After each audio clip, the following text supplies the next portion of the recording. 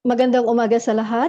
Welcome to Connected to the Wild Biodiversity Research Series. We are now on the third episode of a series of webinars featuring different research studies on Philippine biodiversity. These studies were funded by the um, United States Agency for International Development, or USAID, under its Protect Wildlife Project. Before we proceed to the webinar proper, we'd like to remind everyone of a few house rules. Kindly mute your mic and turn off your video during the webinar. I-turn on lang natin ang mga ito kapag ina-acknowledge na po namin kayo during the open forum later on. We have two back-to-back presentations this morning. So if you have questions during these presentations, you can post this on the Zoom chat. I-click lang ang chat button sa ibaba ng inyong Zoom screen and pwede kayo doon mag-post ng inyong mga tanong.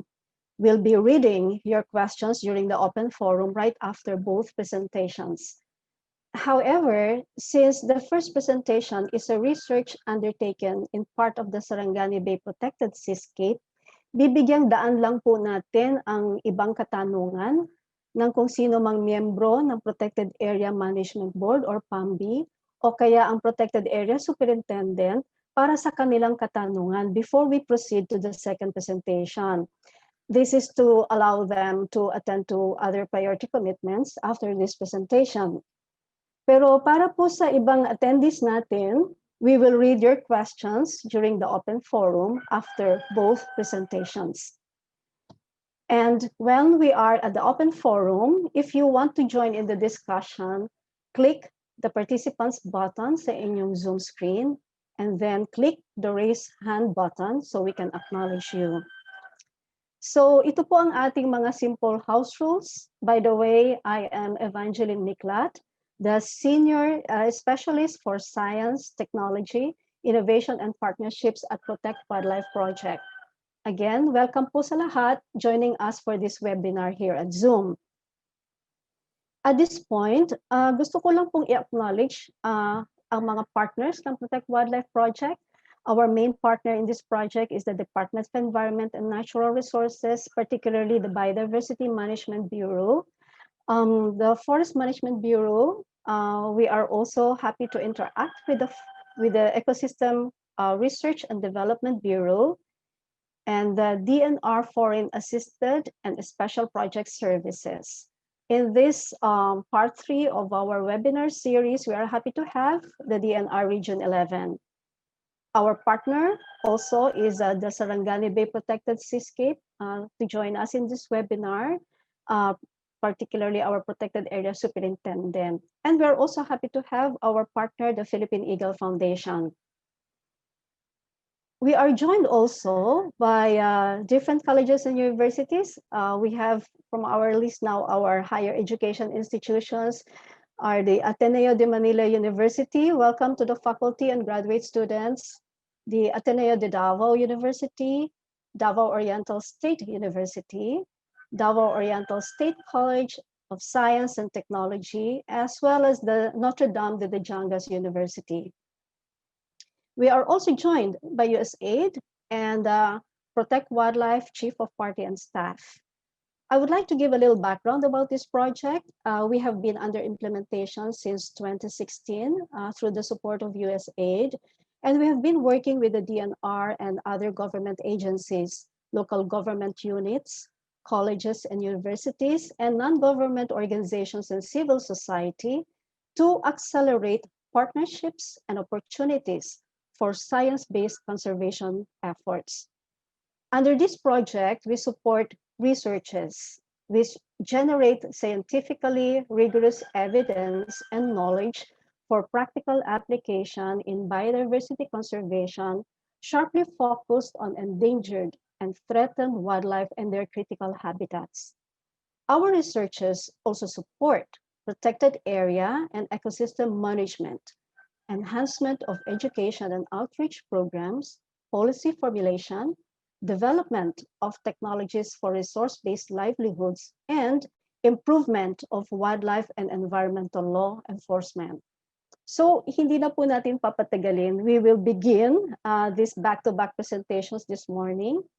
Today, we have Dr. Lizelle Coronica of the Notre de Dadiangas University, or NDDU, presenting her research on the biodiversity assessment of Burias gland, Sarangani.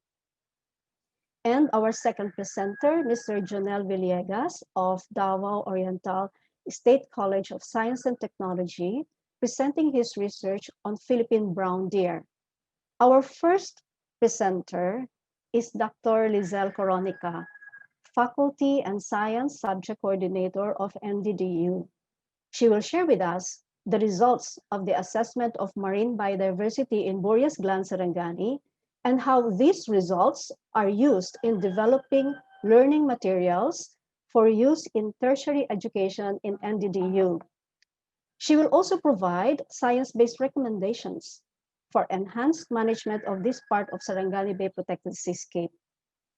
I would like to inform you also that during the recently held first digital forum of the Biodiversity Conservation Society of the Philippines, or BCSP, Biodiversity Online in August, Dr. Coronica's video abstract of the same topic won for her the Best in Narration Award in the postgraduate presentation category.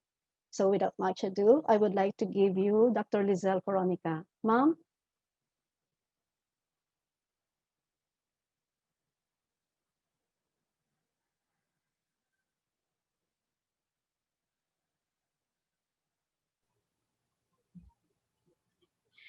Okay, once again, good morning, everyone. For this morning, I will be presenting my study entitled Biodiversity Assessment of Marine Ecosystem of Burias Gland, Sarangani Province, Basis for a Learning Package.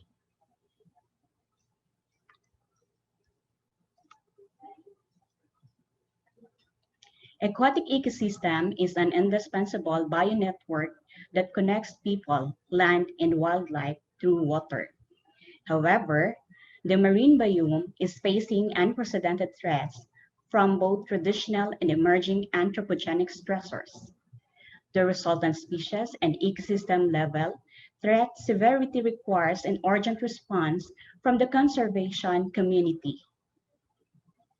Despite the programs and projects implemented by the different environmental protection agencies, environmental problems still arise, which deliberately calls for global collective efforts, such as biomonitoring to conserve and preserve the Earth's aquatic ecosystems. The Philippines is the richest in the world in terms of biodiversity on a per unit basis.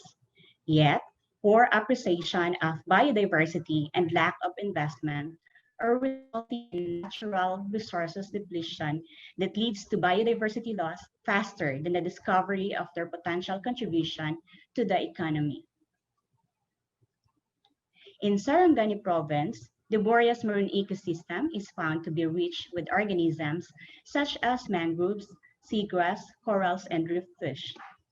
This motivates the researcher to conduct a study in order to provide significant baseline data and an intervention to conserve and preserve the local marine resources.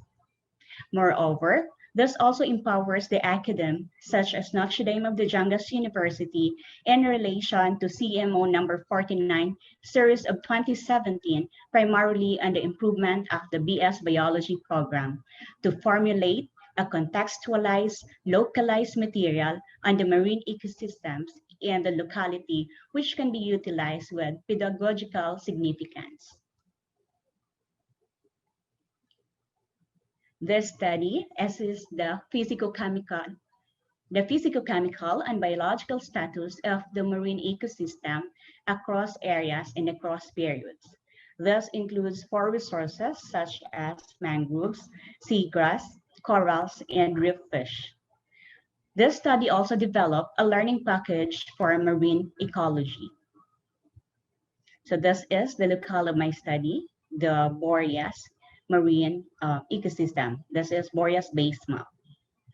For methods, first, we have this pre-arrangement and the conduct of the research that includes obtaining a gratuitous permit from DENR.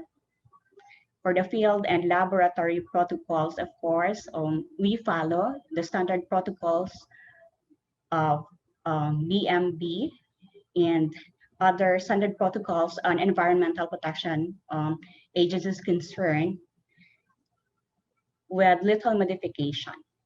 And for sampling analysis for physicochemical properties, the physical properties were done in the locale or in the area.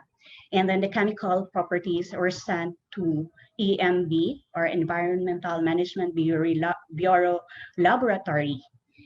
And for identification, sampling, and analysis for biological parameters, considering that I have 4 resources, so I have with me my team, my expert team, to actually help me in the analysis of biological parameters such as mangrove, seagrass, corals, and reef fish. And we do have the statistical tool, and of course, the development of the learning package in marine ecology. Those are the summary of findings. The main objective of this paper was to obtain data on biodiversity assessment of marine ecosystem of Burias, Sarangani province. The results of the study were used to develop a learning package in marine ecology. The physicochemical properties tested were temperature, salinity, the depth, pH, nitrate, and phosphate. Okay. For physical parameters, okay, it was revealed in the study that physical parameters are within the standard for class SB water. For chemical parameters, it is also within the standard for class SB water.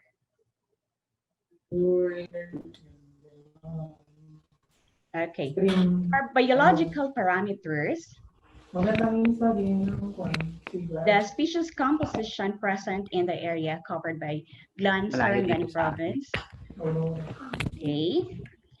So it was found out that there are 4 families, such as Abyssiniaceae, Meliaceae, Rhizophoraceae, and that Bladdaceae. And the most abundant one is actually the Rhizophora apiculata. For the seagrass, there were 3 families, and the most abundant one is Halodony pennifolia. For corals, it was actually revealed that the spatial coral life form do have branching life form. Branching life form is the most abundant among life form.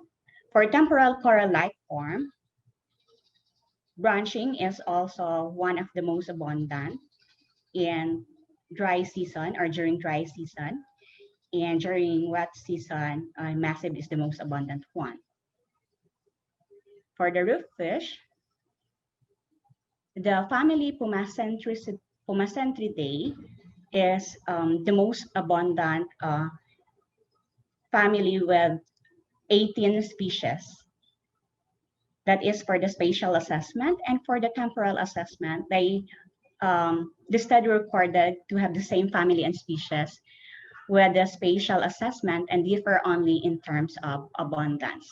The most abundant species is the Chromis viridis, and also the Pomacentros molluscensis, and the Dacilus reticulatus also. For the diversity index, mangroves had low diversity in both areas. Seagrass had very low diversity in area 1 and low diversity in area 2. Corals had low diversity in area 1 but had moderate diversity in area 2. And for the roof fish, this one exhibited a very high diversity in both areas. Okay. And for temporal diversity index, mangroves had very low diversity in both seasons. Seagrass had low diversity in both seasons, and corals had moderate diversity in both seasons. And again, our roof fish exhibited a very high diversity in both seasons. The learning package in marine ecology. After the biodiversity assessment, the researcher has developed three materials of learning package, which includes manual, a brochure, and a net-based application in a form of model. These materials are designed to cater the judicious need of the academe, considering that marine ecology is recommended to be one of the newly offered subjects in BS Biology program. For the conclusion, the temperature, pH, nitrate, and phosphate of Burias Gland marine ecosystem are within the normal range defined in the 2016-08 for Class SB water classification. Mangrove diversity had low across area or low diversity across areas and very low across periods.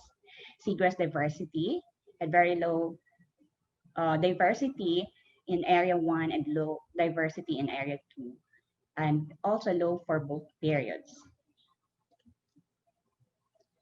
For corals, low in area 1 but moderate in area 2 and moderate for both across periods. For reef fish diversity, high in both areas and high across periods also. There is no significant difference in the temperature, salinity, the depth, pH, phosphate, and nitrate across the sampling areas. There is a significant difference in temperature, salinity, pH, and nitrate, but there is no significant difference in depth, phosphate across sampling periods. There is no significant difference in mangroves, seagrass, corals, and reef fishes across sampling areas. And there is no significant difference in mangroves, in seagrass, and corals, but there is a significant difference in reef fish across sampling periods. There is no significant relationship between temperature levels to mangroves, seagrass, corals, and reef fish.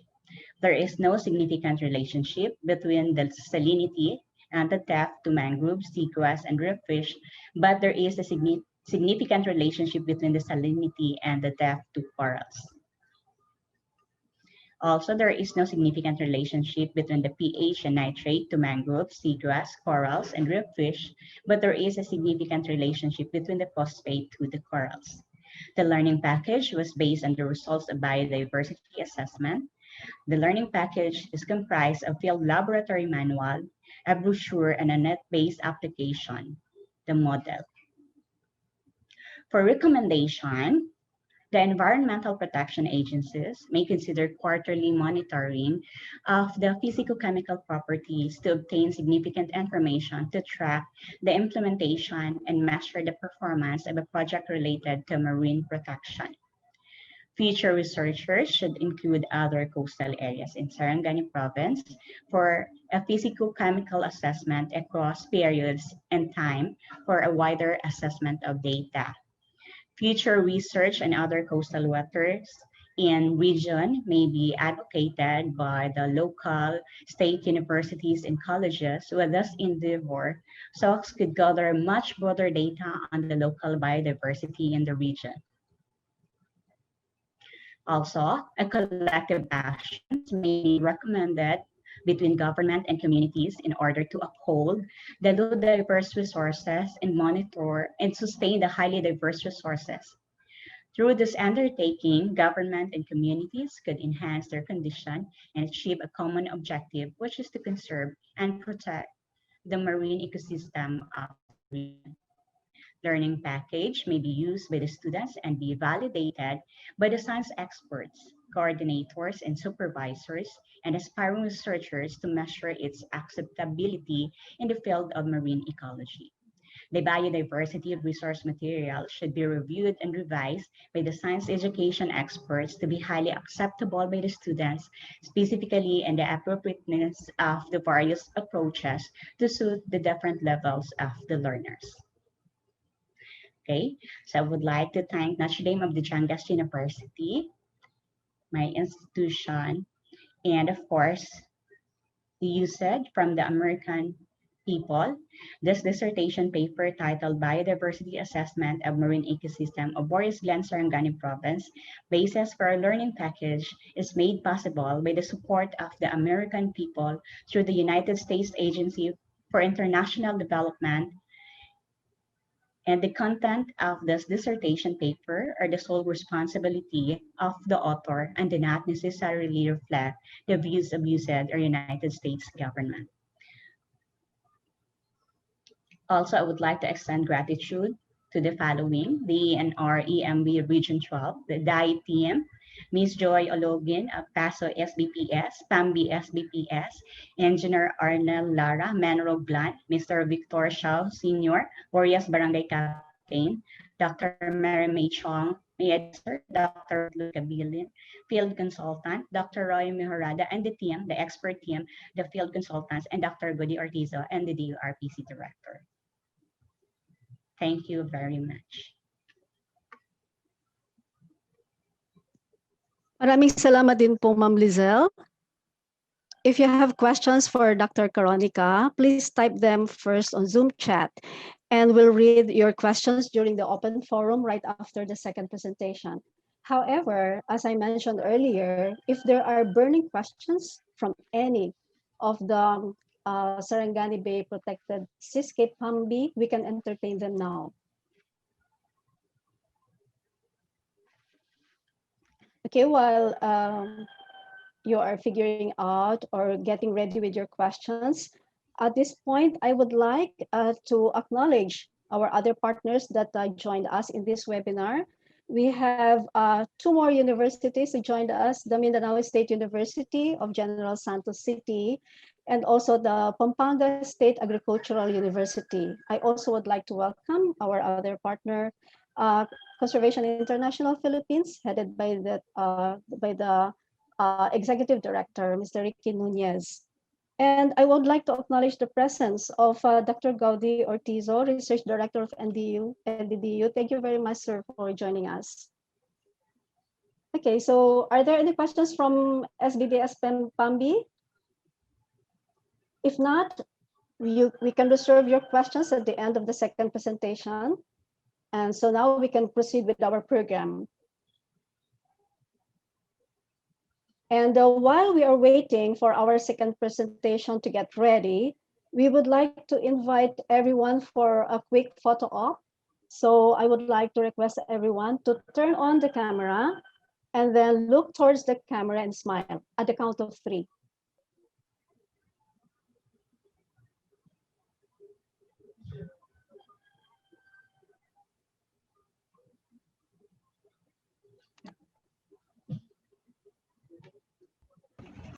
Okay, at the count of 3, 1, 2, 3.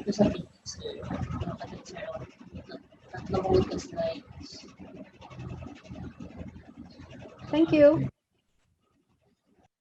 Okay, our second presenter is Mr. Jonel Villegas. He is a faculty member of the Davao Oriental State College of Science and Technology and is a Master's of Science Biology student of Ateneo de Davao University. We will hear from him the results of his study on the abundance and distribution of the Philippine brown deer in Obu Manuvu ancestral domain in Davao City. This species is an understudied endemic species, which is both biologically and culturally significant. Jonel and his co-authors also won an award at the first digital forum of BCSP, and they capped the award the best sound design under the postgraduate presentation category for the video abstract of this research. I now give the screen to Mr. Jonel Villegas. All right, thank you for the kind introduction, ma'am. And of course, thank you to everyone who attended this virtual gathering. I am, as introduced, I am Jonel Villegas from Davao Oriental State College of Science and Technology. I'm currently a student of Master of Science in Biology in Ateneo de Davao University. And I'm here to present the key results of my study titled abundance and distribution of the Philippine brown deer, Cruza mariana, in the Obu Manuvu ancestral domain.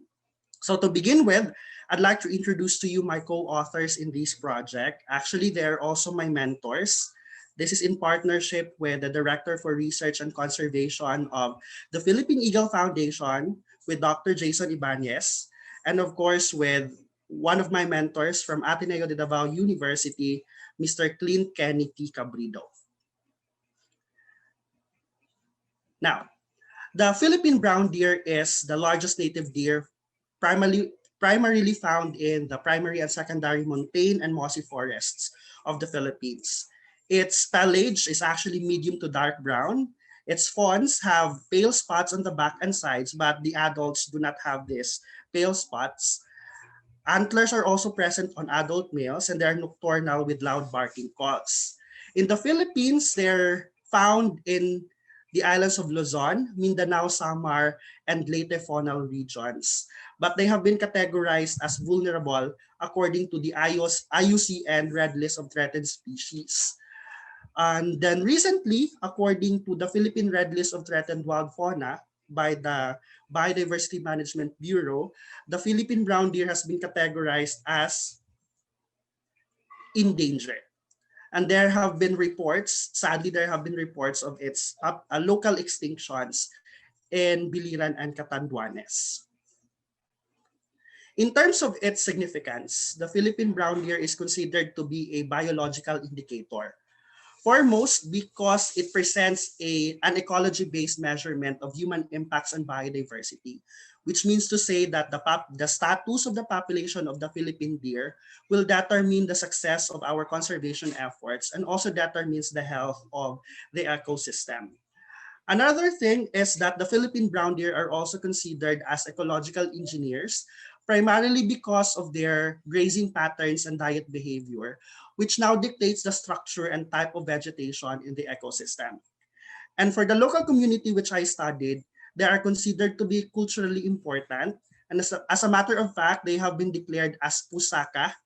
Pusaka is a traditional way of sanctifying objects to the life of the Obu Manuvus, which they consider to be sacred to their and valuable to their life, culture, and history. Now, in our project, we have three objectives. The first one is we aim to determine the local ecological knowledge of the Obu Manuvu indigenous community towards the Philippine brown deer. And we also try to calculate the relative abundance index of the Philippine brown deer within the Obu Manuvu ancestral domain, and of course to map its distribution within the study areas. For the methodology, this is our location map. So in our study, we studied the Obu Manuvu ancestral domain consists of 4 barangays. So we explored Barangay Carmen, Tawan-Tawan, Tambobong, and then Salaysay. And all of these barangays are actually dominated by Obu Manuvus. First, because we entered an indigenous community, so I partnered with the Philippine Eagle Foundation, where one of my mentors, Dr. Ibanez, is also permanently employed. So I presented the objectives, the methods, and of course, the nature of the study before the Obu Manuvu Unified Ancestral Domain Tribal Council of Elders and Leaders. So this was conducted. And then secondly, they required me to conduct a community ritual in Barangay Tambobong, which I also did prior to my entrance to the community. So the first thing that I did is I did key informant interviews. I interviewed a total of 12 individuals who are residing in the locality, and most of them are actually forest guards or locally known to be Bantay Bukid.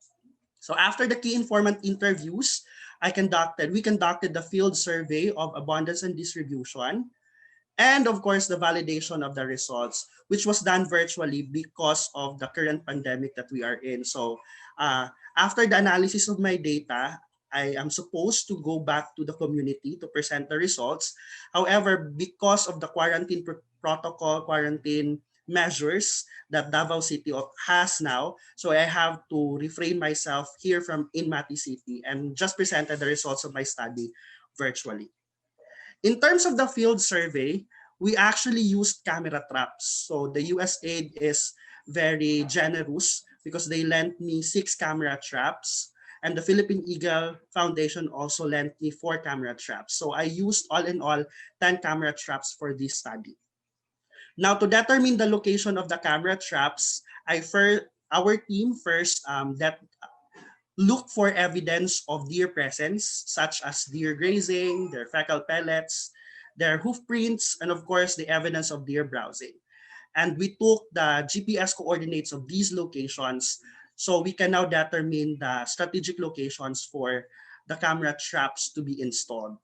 In terms of the installation of the camera traps, we actually place the camera traps at 250 meters interval. So this is to avoid possibly this is to avoid recounting of the deer individuals. Now, let me show to you the significant findings of my paper.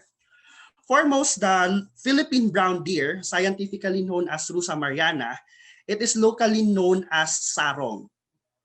And then the Obu Manuvu tribe, they describe it to have brown to dark brown or white, although this is not confirmed, but they have accounts that they found white deer in their forest, although this is not scientifically confirmed yet.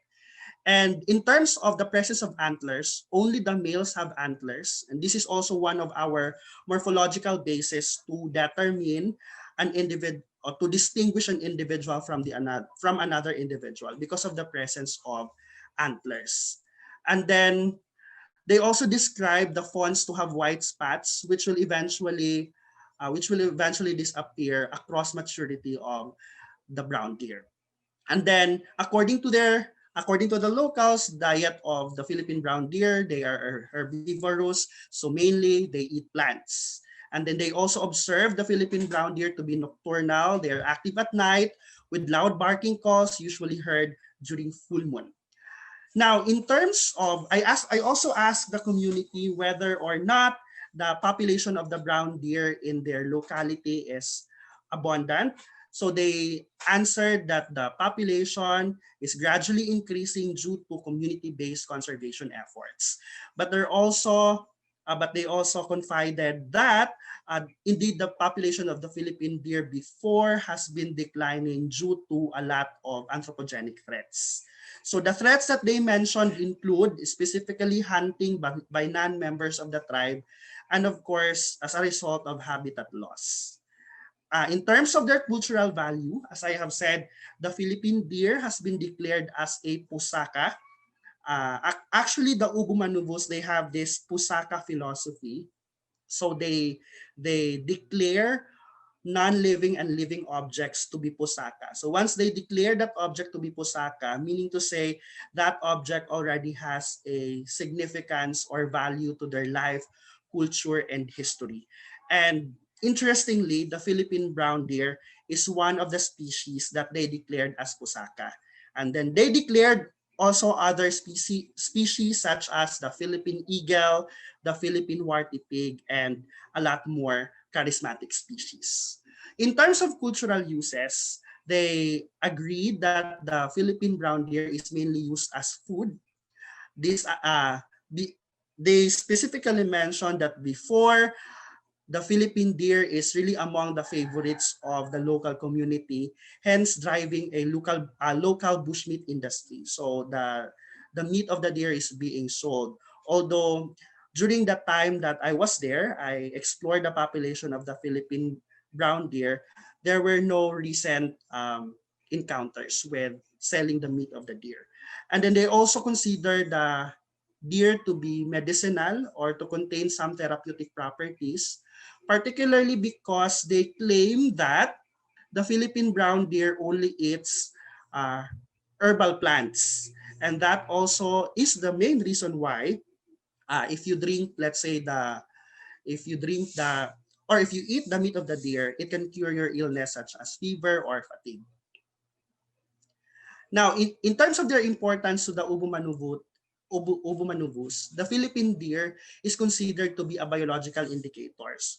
So, because they have these conservation efforts, they monitor the forest every month. As a matter of fact, they have this organization that is known to be Bantay Bukid, and every month they go uphill to monitor the population of not just the Philippine deer, but biodiversity in general or forest in general. So now they consider the Philippine deer to be a biological indicator, meaning to say the decline of their population is an indication of habitat loss, or is an indication that there's something wrong going on in their ecosystem. And of course, the Philippine brown deer also has cultural values and practices. As I mentioned, and I will reiterate, the deer is declared to be a pusaka for the Obu Manuvus. And of course, they also claim that even without the biological and cultural importance of the Philippine brown deer, the Philippine deer also has an inherent value, which means to say that with or without humans, they deserve to live in the ecosystem. So this is their worldview. Now, these are our camera trapping locations in Barangay Tambopong. So if you can see in here the blue dots, these are the locations of the camera traps. So these are the locations where we installed the camera traps, and the interval is around 250 meters. In the same case, we also installed camera traps in Barangay Salaysay. This is the second barangay. And luckily, we found one individual of the deer in one of the camera trap locations. So again, the interval is still 250 meters. And then these are also the locations of our camera traps in Barangay Tawan-Tawan, where we also found or detected one individual of the Philippine deer. And then lastly, these are the locations of the camera traps in Barangay Carmen, where we also detected one individual of the Philippine deer. So all in all, we have detected with the 500 camera trapping days that we spent in the Obu Manuvu ancestral domain, we detected a total of 4 individuals only. So that's a total of RAI of 0.008, which indicates a very low relative abundance index in the Obu Manuvu ancestral domain. And as a matter of fact, in Tambobong, we did not find or detect any deer individual. So these are samples of the photographs that were captured through camera trapping methods. Now, in terms of their distribution, we found out that the Philippine deer has a very broad distribution across the 36,000 hectares of Obu Manuvu ancestral domain. So this is quite large, and honestly, we did not cover this in 500 camera trapping days. So there are areas that are blind spots as of the moment, which I will also recommend to conduct further studies with. And they're usually found in slopey areas across open and closed forest covers, primarily on primary forests. And in terms of the elevations, we found or detected Philippine brown deer in elevation in 1,518 meters to 1,604 meters above sea level. Now, we also documented various conservation threats, and of course, I will also tell the group about the ways forward that we can have. So first of the conservation threats that we detected is, of course, hunting. In one of our field activities we actually rescued one dead female adult deer.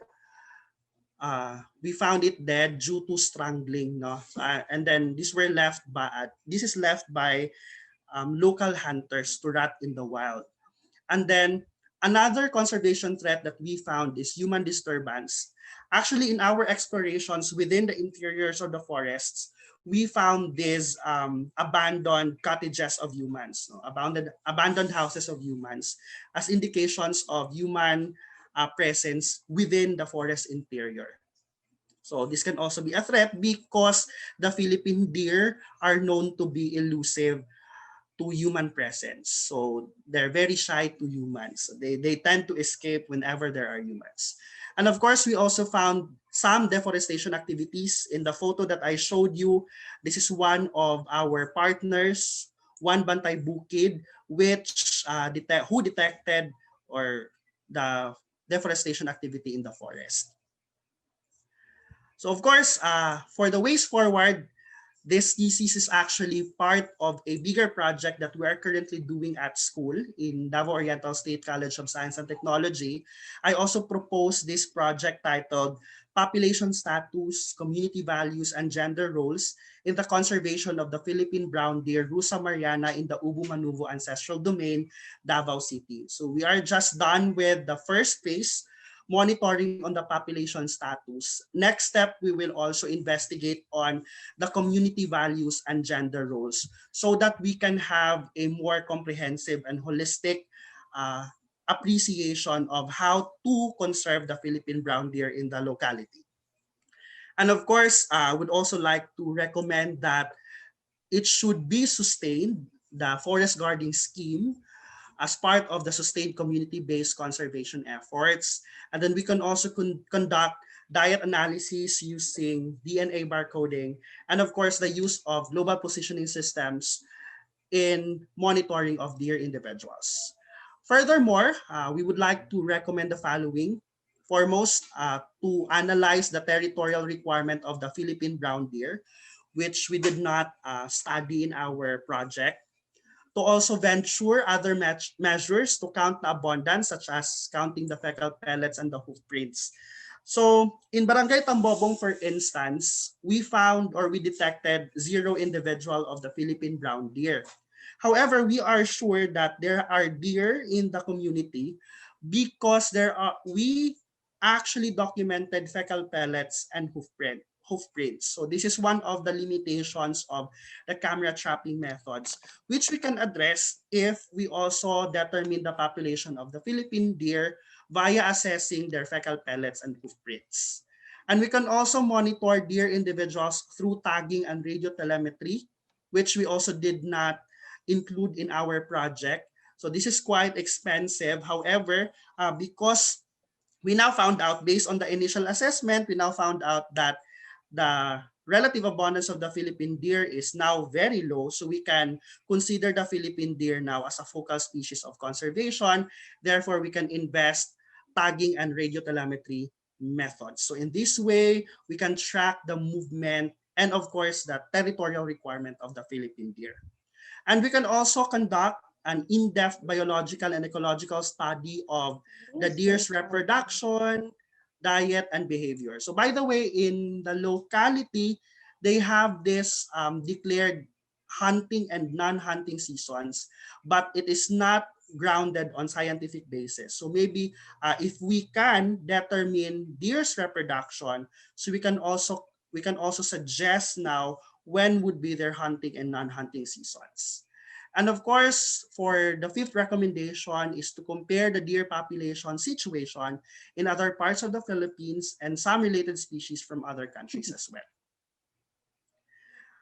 Lastly, I would like to thank USAID Protect Wildlife Project for making this study possible. And of course, to the Philippine Eagle Foundation, Ateneo de Davao University, and the Davao Oriental State College of Science and Technology. Thank you very much for listening and have a good day, everyone. Maraming salamat din, Sir Jonel. This is a very interesting research, especially that it is understudied. Before we proceed to the open forum, I just would like to acknowledge the Nueva Vizcaya State University for joining us, the person of Dr. Jason Carranza. Dr. Carranza was among our supported graduate students and he has finished his PhD program. Thank you, sir, for joining us. At this point, we would like to invite everyone to the open forum. So if you have questions, kindly type them in the chat box. And for the open forum, I will turn over to my colleague, Resany Peteros. Ren. Thank you, Ms. Vange. Good morning, everyone. My name is Resany, and I am the Research Associate at Protect Wildlife Project. So for the open forum, we'd like to remind everyone to use the Zoom chat or use the raise hand button if you have questions for Dr. Lizelle and Sir Jonel. Okay, so the first question is for Dr. Lizelle from Sir Francis. The question is, For the assessment of coral diversity, why wasn't TAUS used? And also, Tikwanan et al. 2019 have already developed a more quantitative approach to determine extent of coral diversity. Ma'am. Okay, again, good morning, everyone. Thank you for that question, Sir Francis. Actually, I base my protocol in the guidelines of the Biodiversity Management Bureau. And in the guidelines, the life forms can be used to generally indicate presence and prevalence also of the corals. And I started the study also earlier. And I guess I can use this one as a reference for my future study.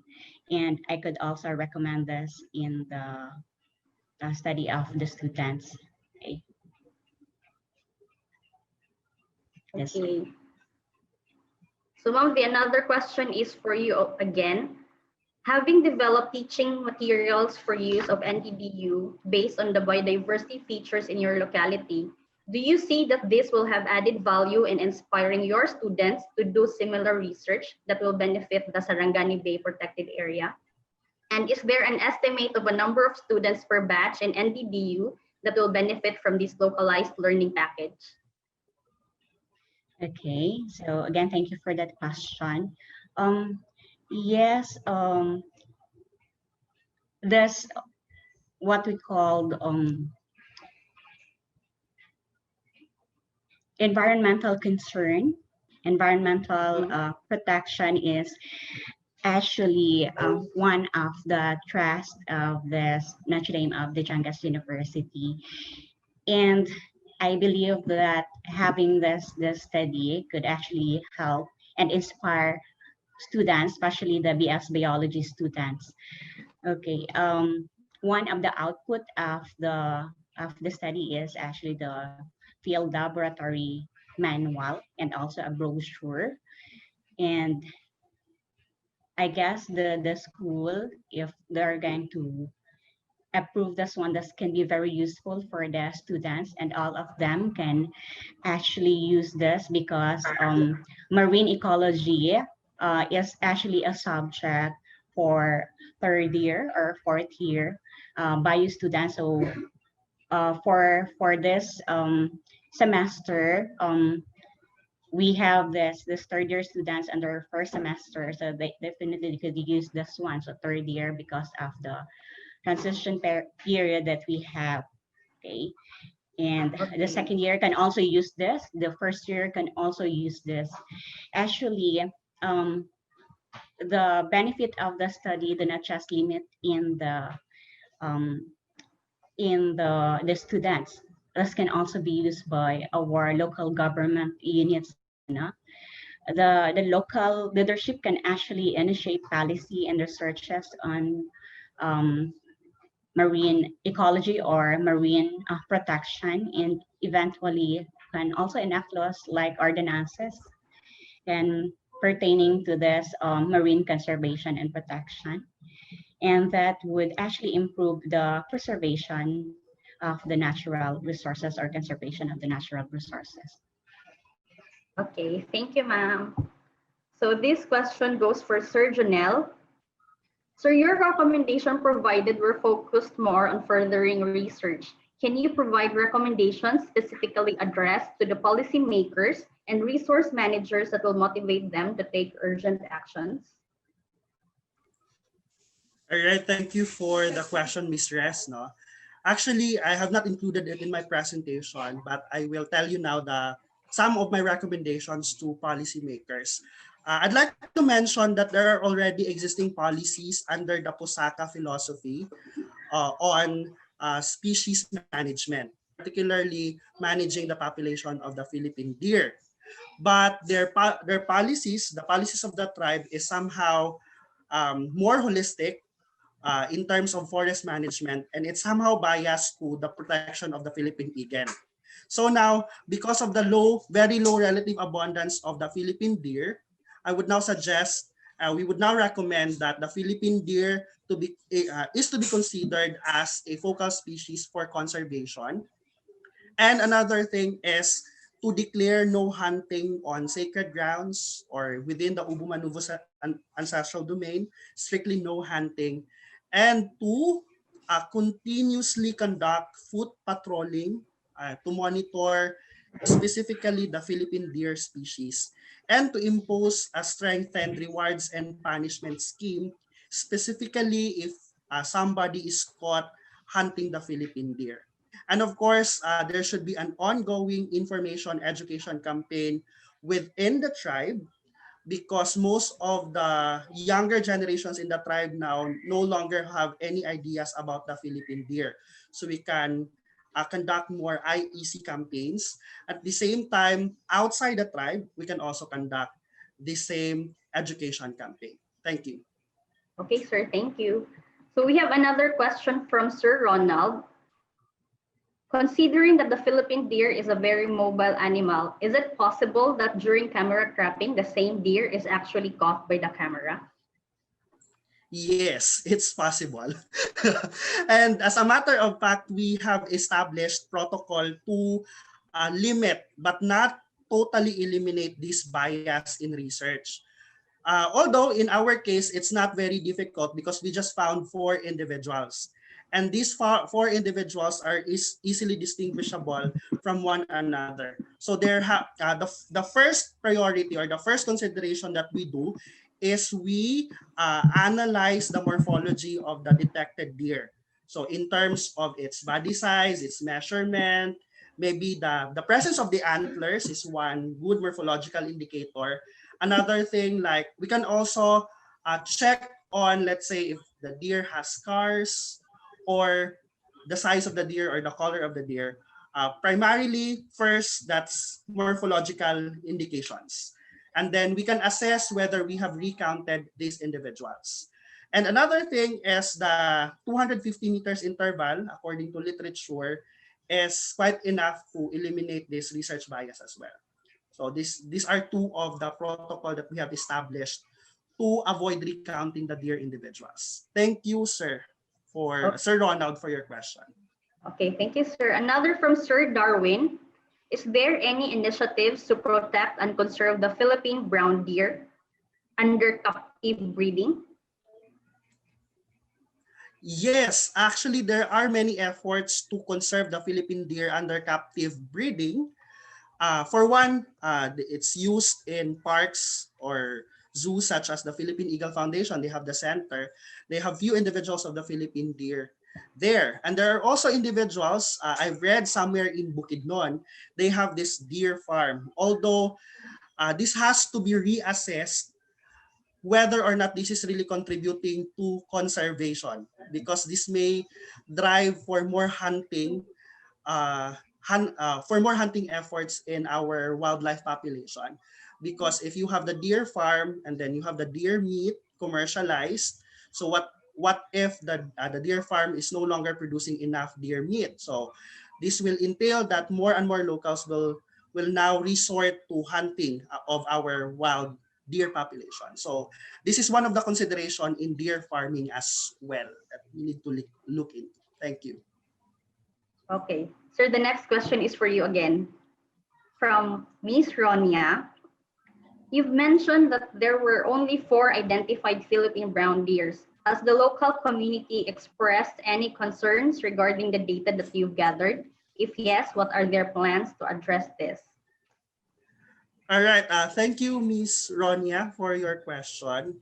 Yes, of course. They have expressed concern over the 4 identified or detected Philippine deer based on camera trapping methods. The first reaction is, sir, are you sure that there are only 4 deer individuals in the forest? Because they're afraid, because they have this foot patrolling scheme. So they have the bantay bukid. So they're afraid that if I report the 4 individuals only, and that would be taken against them because their conservation efforts are not enough. So their first reaction is, of course, they have some concerns whether or not I will really report this. But I made sure and I assured them that this will not be taken against them. And as a matter of fact, this will just be a basis to strengthen their conservation efforts.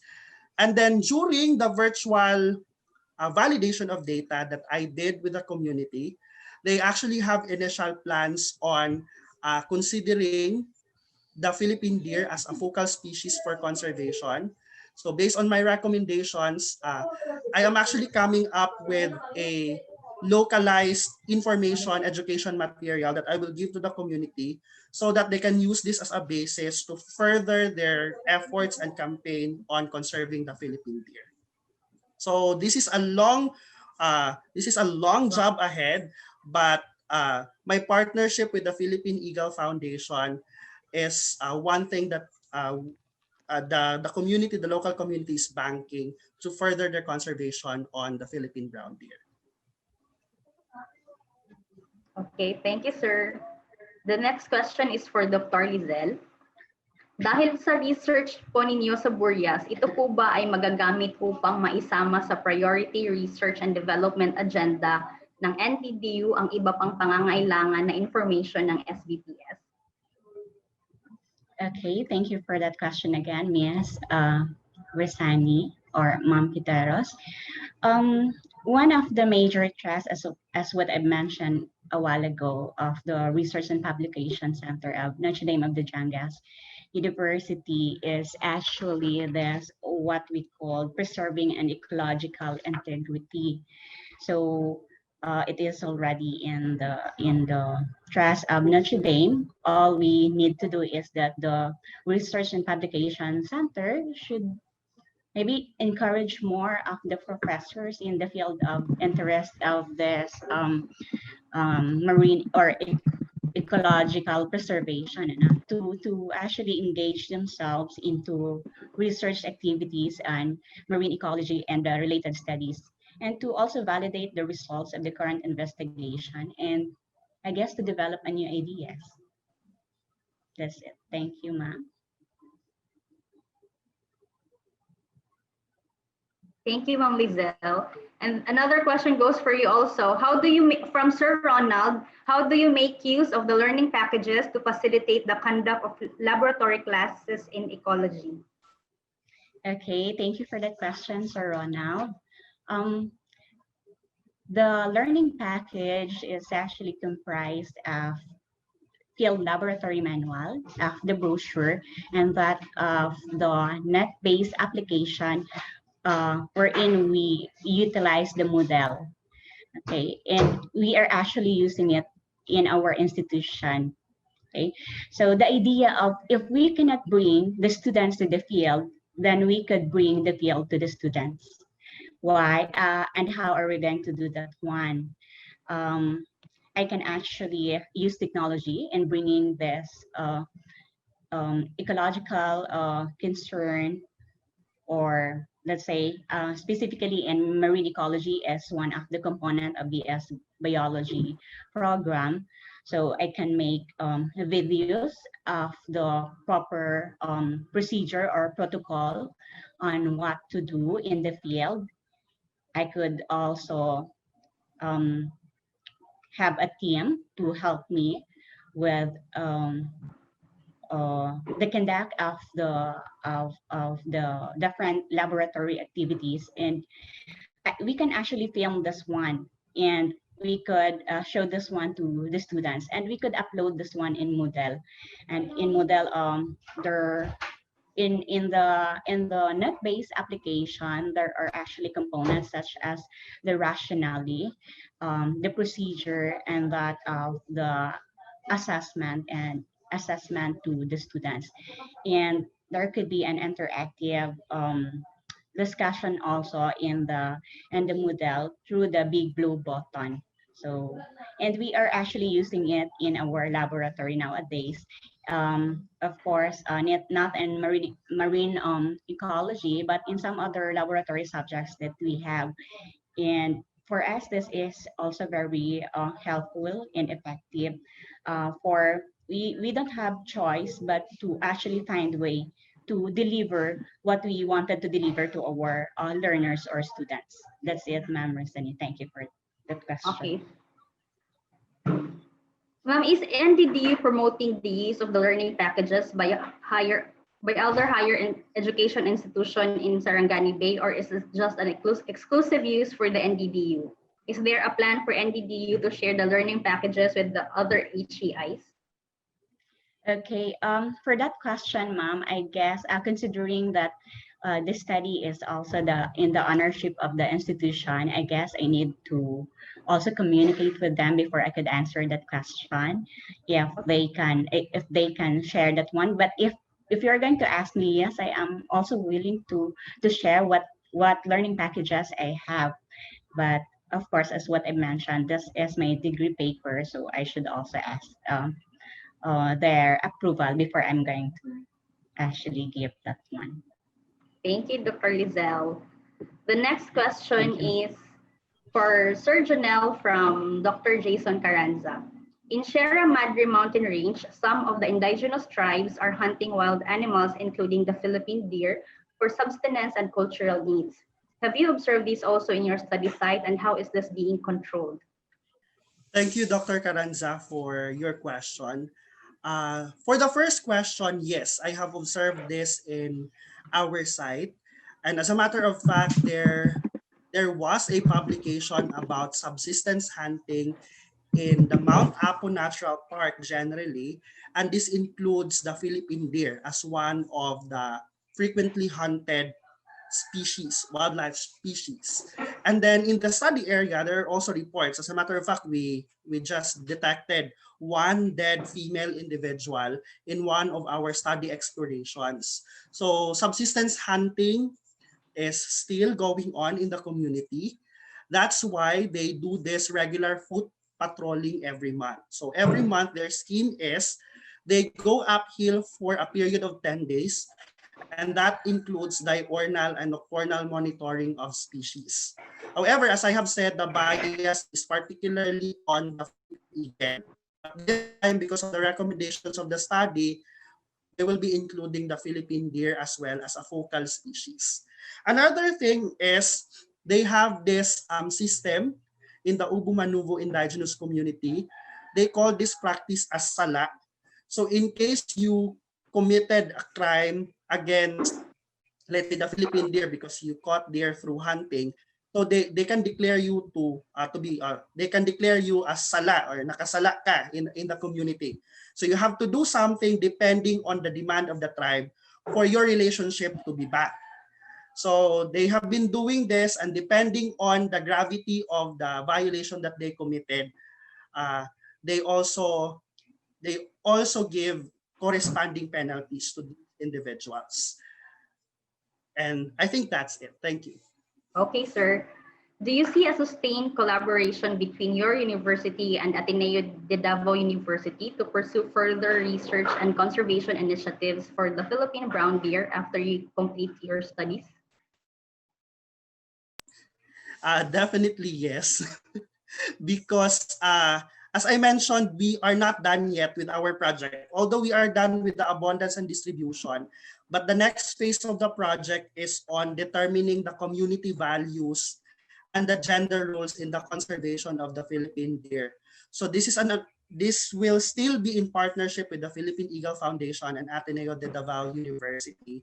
And together with me, our social scientists can also do qualitative inquiries in these study areas. So the goal there is to establish a better community-based conservation effort, particularly focusing on the endangered Philippine deer. So, sir, how is the appreciation and support of the local government to the need to conserve the Philippine brown deer and protect its habitat? So far, Davao City, as we know, it is very supportive to environmental programs and projects. As a matter of fact, they are the ones sustaining the food patrolling initiative because they pay these bantay bukids, and they also provide insurance policies for these bantay bukids to proceed with their ecosystem services. So every month, these individuals, they receive a certain amount from the Davao City government. Okay, thank you, sir. So it looks like we've covered all the questions. May mga questions pa ba dyan? You can type it in the chat box or use the raise hand button. Miss Jess, Yes, sir. I'd like to mention, because there is a private message to me here coming from Ma'am Eve Gamalinda, if I may Okay. be allowed to read. Yes, sure. Okay. Ma'am Eve, I'd like to read this one, no, so others would also be informed.